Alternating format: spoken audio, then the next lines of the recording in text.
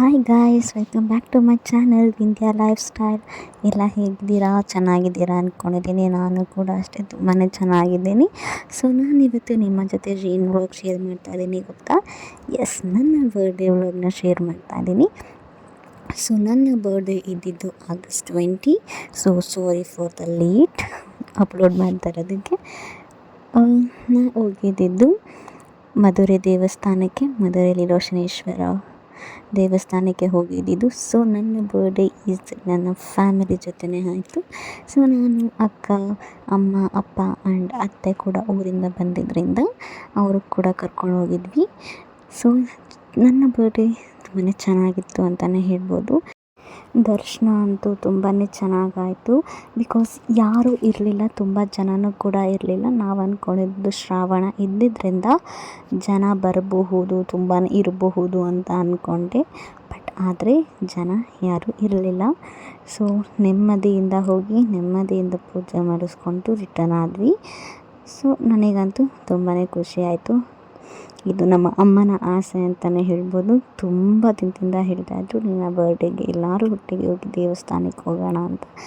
ಯಾಕೆ ಅಂದರೆ ಪ್ರತಿ ಸಲ ಫ್ರೆಂಡ್ಸ್ ಅಂತ ಇರುತ್ತಲ್ಲ, ಅವ್ರ ಜೊತೆ ನಾನು ಟೈಮ್ ಸ್ಪೆಂಡ್ ಮಾಡ್ತಾಯಿದ್ದೆ. ಬಟ್ ಈ ಸಲ ನಾನು ಫ್ಯಾಮಿಲಿ ಜೊತೆ ಟೈಮ್ ಸ್ಪೆಂಡ್ ಮಾಡಿದ್ದಕ್ಕೆ ತುಂಬಾ ಖುಷಿಪಟ್ಟು, ಅವರು ಕೂಡ ಖುಷಿ ಆಯಿತು ಆ್ಯಂಡ್ ನನಗೂ ಕೂಡ ಖುಷಿ ಆಯಿತು.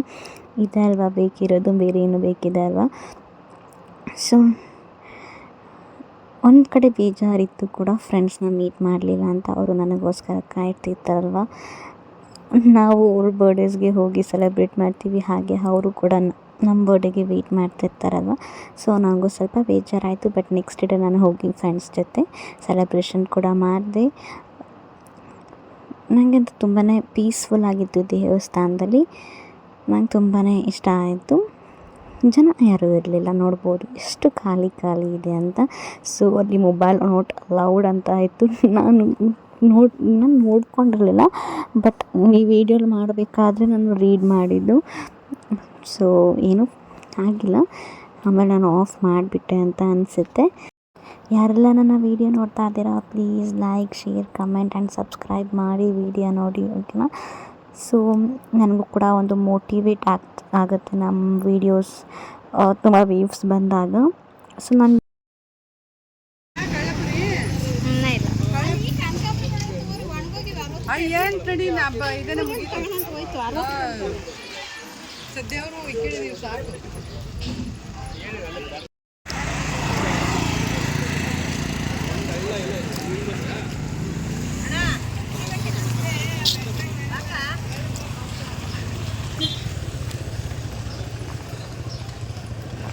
ಸೊ ದರ್ಶನ ಮುಗಿಸ್ಕೊಂಡು ಹಾಗೆ ಬರ್ತಾ ದಾರಿಯಲ್ಲಿ ಇನ್ನೊಂದು ದೇವಸ್ಥಾನ ಕಾಣುತ್ತೆ, ಆಂಜನೇಯ ದೇವಸ್ಥಾನ. ಅಲ್ಲಿಗೆ ಬಂದ್ವಿ. ಹಂಗೆ ಅಲ್ಲಿ ತಸ್ಮಾಯಿಗೆ ಏನಾದರೂ ಆಟ ಸಾಮಾನು ಕೂಡ ತೊಗೊಂಡ್ವಿ. ಏಕೆಂದರೆ ಅವನು ಬಂದಿರಲಿಲ್ಲ, ಅವನು ಸ್ಕೂಲಿಗೆ ಹೋಗಿದ್ದರಿಂದ ಅವನ್ನ ಕರ್ಕೊಂಡು ಬಂದಿರಲಿಲ್ಲ. ಅಲ್ಲಿ ಎಲ್ಲ ನೋಡಿ ಅವನಿಗೇನು ತೊಗೊಂಡು ಹೋಗಿಲ್ಲ ಅಂದರೆ ಸಮಾಧಾನ ಆಗೋದಿಲ್ಲ. ಸೊ ಅದಕ್ಕೆ ಅವನಿಗೆ ಏನೇನು ಬೇಕೋ ಎಲ್ಲ ತೊಗೊಂಡ್ವಿ. ಹಾಗೆ ಅಲ್ಲಿಂದ ಮುಗಿಸ್ಕೊಂಡು ನಾವು ಬಂದಿದ್ದೆ ಹೆಸರುಘಟ್ಟದಲ್ಲಿರೋ ಫೇಮಸ್ ಮಶ್ರೂಮ್ ಹೋಟೆಲ್ಗೆ.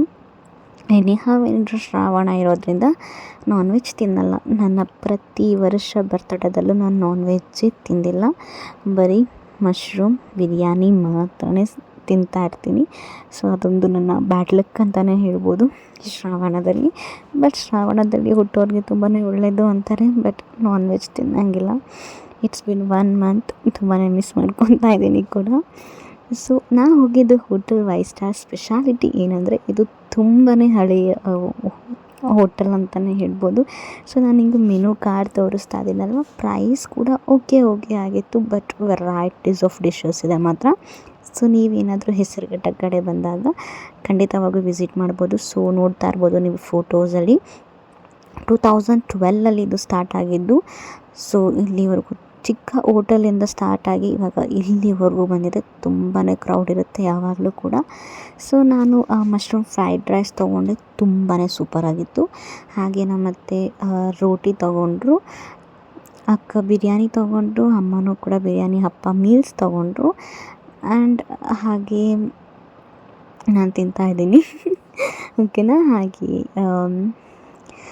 ಏನದು ಮಶ್ರೂಮ್ ಪೆಪ್ಪರ್ ಡ್ರೈ ಹಾಗೆ ಮಶ್ರೂಮ್ ಕಬಾಬ್ ಕೂಡ ತಿಂದ್ವಿ. ಬಟ್ ಟೇಸ್ಟ್ ಮಾತ್ರ ತುಂಬಾ ಚೆನ್ನಾಗಿತ್ತು. ಸೊ ಅದೆಲ್ಲ ತಿಂದಾದಮೇಲೆ ಜಸ್ಟ್ ಐಸ್ ಕ್ರೀಮ್ ತಿಂದ್ಕೊಂಡು ಮನೆಗೆ ಬಂದ್ವಿ. ಇದು ಸಂಜೆ ವ್ಲಾಗ್ ನೋಡ್ತಾ ಇರ್ಬೋದು. ನಮ್ಮ ಅಕ್ಕ ಎಲ್ಲ ಡೆಕೋರೇಟ್ ಮಾಡ್ತಾ ಇದ್ದಾಳೆ. ಸೊ ವರಮಹಾಲಕ್ಷ್ಮಿ ಹಬ್ಬ ದೇವರ ಎತ್ತಿದ್ದಾದಮೇಲೆ ನಮಗೆ ಇತ್ತಲ್ವ, ಸೊ ಅದಕ್ಕೆ ಆ ಬ್ಯಾಕ್ಗ್ರೌಂಡ್ನ ಅಪ್ಪ ಬಿಚ್ಚಿ ಇರಲಿಲ್ಲ, ಹಾಗೇ ಇರಲಿ ತೆಗಿಬೇಕಾಗುತ್ತೆ ಅಂತ. ಸೊ ಅದನ್ನು ಹಾಗೆ ಇಟ್ಟು ಬ್ಯಾಕ್ಗ್ರೌಂಡ್ ತೆಗ್ದಿರಲ್ವಲ್ಲ ಹಾಗೆ ಇತ್ತು.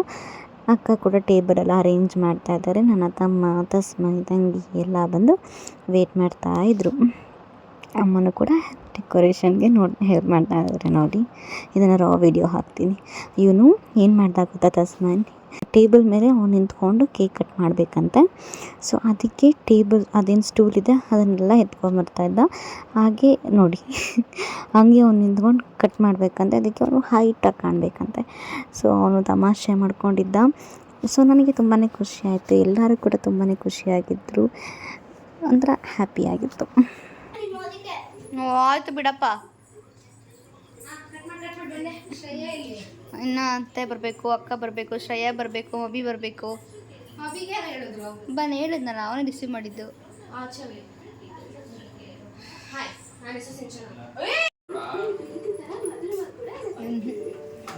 Happy birthday to you, happy birthday to you, happy birthday to you Vindhya, happy birthday to you.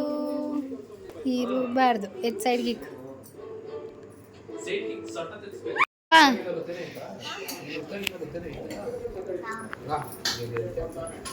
ಹೌದು ಹೌದು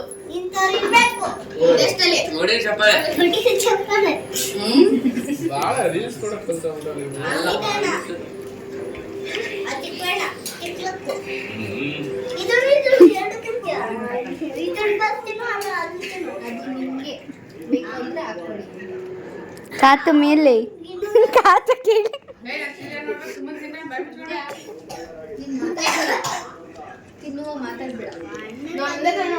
ಸೊ ನಾವಲ್ಲಿ ಮಶ್ರೂಮ್ ಬಿರಿಯಾನಿ ತಿನ್ಕೊಂಬಂದಿದ್ದರಿಂದ ಮನೆಯಲ್ಲೂ ಕೂಡ ಮಕ್ಕಳಿಗೆ ಮಶ್ರೂಮ್ ಬಿರಿಯಾನಿ ಮಾಡಿ ಕೊಟ್ಟಿದ್ರು ಅಮ್ಮ. ಹಾಗೆ ಕೃಷ್ಣ ಜನ್ಮಾಷ್ಟಮಿ ವ್ಲಾಗ್ ಕೂಡ ಶೇರ್ ಮಾಡ್ತಾ ಇದ್ದೀನಿ. ಸೊ ತಸ್ಮೈ ಸ್ಕೂಲಿಗೆ ಹೋಗಿದ್ದ. ತಸ್ಮೈ ಸ್ಕೂಲಿಗೆ ಹೋಗಿ ಬಂದಮೇಲೆ ಅವನು ತುಂಬಾ ಹಠ ಮಾಡ್ದ, ನನಗೂ ಕೃಷ್ಣ ಡ್ರೆಸ್ ಹಾಕು ಅಂತ. ಅವನಿಗೆ ಹುಷಾರಿರಲಿಲ್ಲ, ಅದಕ್ಕೋಸ್ಕರ ನಾವು ಹಾಕಿರಲಿಲ್ಲ, ಸುಮ್ಮನೆ ದೃಷ್ಟಿ ಆಗುತ್ತೆ ಅಂತ. ಬಟ್ ಆದರೂ ಅವನು ಬಿಡಲಿಲ್ಲ, ನನಗೆ ಬೇಕೇ ಬೇಕು ಬೇಕೇ ಬೇಕು ಅಂತ ಹಠ ಮಾಡಿ ಹಾಕಿಸ್ಕೊಂಡ. ಎಷ್ಟು ಮುದ್ದಾಗಿ ಕಾಣ್ತಾ ಇದ್ದಾನಲ್ವ. ಸೊ ನಾನು ಹಾಗೆ ವೀಡಿಯೋಸ್ ಎಲ್ಲ ಮಾಡ್ತಾಯಿದ್ದೆ, ಓಡಿ ಬಾ ಅಂತ ಏನೋ ಎಡಿಟಿಂಗ್ ಮಾಡೋಕ್ಕೆ. ಬಟ್ ಅವನು ಅದಕ್ಕೆ ಕೋಆಪ್ರೇಟ್ ಮಾಡಿದ. ತುಂಬಾ ಖುಷಿ ಆಯಿತು. ಸೊ ಪ್ರತಿ ಸಲ ಹಾಕ್ತಾಯಿದ್ವಿ, ಬಟ್ ಈ ಸಲ ಮಾತ್ರ ಅವನಿಗೆ ಹುಷಾರಿಲ್ಲದೆ ಇರೋ ಕಾರಣ ಹಾಕಿರಲಿಲ್ಲ. ಬಟ್ ಆದರೂ ಅವ್ನು ಬಿಟ್ಟಿಲ್ಲ, ತುಂಬಾ ಆಸೆ ಪಟ್ಟು ಹಾಕ್ದ. ಹೇಗೆ ಕಾಣ್ತಾ ಇದ್ದಾನೆ ಅಂತ ನನಗೆ ಕಮೆಂಟ್ ಮಾಡಿ ಹೇಳಿ, ಓಕೆನಾ. ತುಂಬಾ ಚೆನ್ನಾಗಿ ಕಾಣ್ತಾ ಇದ್ದ. ಹಾಗೆ ನಾನು ನಿಮ್ಮ ಹತ್ರ ಫೋಟೋಸ್ ಕೂಡ ಶೇರ್ ಮಾಡಿದ್ದೀನಿ ಅವನು ಹೇಗೆ ಕಾಣ್ತಾ ಇದ್ದ ಅಂತ. ನಾನೊಂದು ವೀಡಿಯೋ ಎಡಿಟಿಂಗ್ ಮಾಡೋದಿತ್ತು, ಸೊ ಅದಕ್ಕೆ ಅವನಿಗೆ ಹೇಳ್ತಾ ಇದ್ದೆ ಪುಟ್ಟ ಹೆಜ್ಜೆ ಹಾಕೊಂಬ ಅಂತೆಲ್ಲ. ಸೊ ಈ ವ್ಲಾಗ್ನ ನಾನು ಇಲ್ಲಿಗೆ ಎಂಡ್ ಮಾಡ್ತೀನಿ ಕೂಡ, ಫೋಟೋಸ್ ಕೂಡ ಅಪ್ಲೋಡ್ ಮಾಡಿದ್ದೀನಿ. ಸೊ ನೋಡಿ, and please like, share, comment and subscribe ಕೂಡ ಮಾಡಿ, ಓಕೆನಾ. Thank you, love you all, tata, bye.